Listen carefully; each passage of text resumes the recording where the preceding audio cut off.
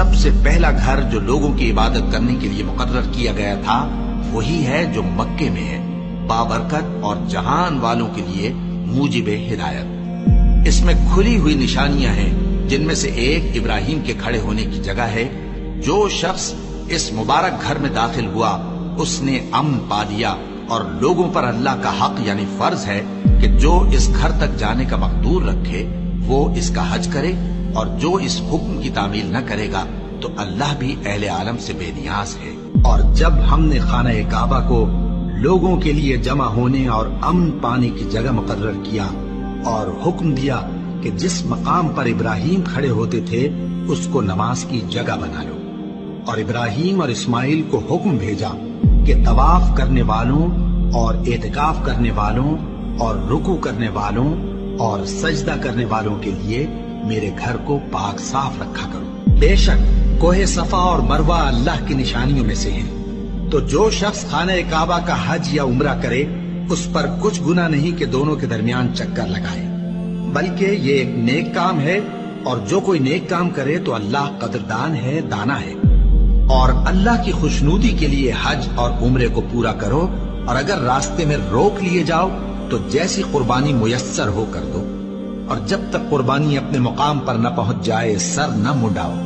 اور اگر کوئی تم میں بیمار ہو یا اس کے سر میں کسی طرح کی تکلیف ہو تو اگر وہ سر منڈا لے تو اس کے بدلے روزے رکھے یا صدقہ دے یا قربانی کرے۔ پھر جب تکلیف دور ہو کر تم مطمئن ہو جاؤ تو جو تم میں حج کے وقت تک عمرے سے فائدہ اٹھانا چاہے وہ جیسی قربانی میسر ہو کرے، اور جس کو قربانی نہ ملے وہ 3 روزے ایام حج میں رکھے اور 7 جب واپس ہو۔ یہ پورے 10 ہوئے۔ یہ حکم اس شخص کے لیے ہے جس کے اہل و عیال مکے میں نہ رہتے ہوں۔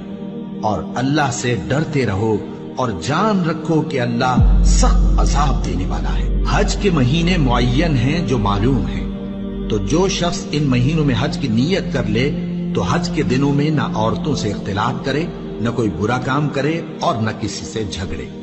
اور جو نیک کام تم کرو گے وہ اللہ کو معلوم ہو جائے گا۔ اور زاد راہ یعنی رستے کا خرچ ساتھ لے جاؤ، کیونکہ بہترین زاد راہ پرہیزگاری ہے۔ اور اے اہل عقل مجھی سے ڈرتے رہو، اس کا تمہیں کچھ گناہ نہیں کہ حج کے دنوں میں بذریعہ تجارت اپنے پروردگار سے روزی طلب کرو۔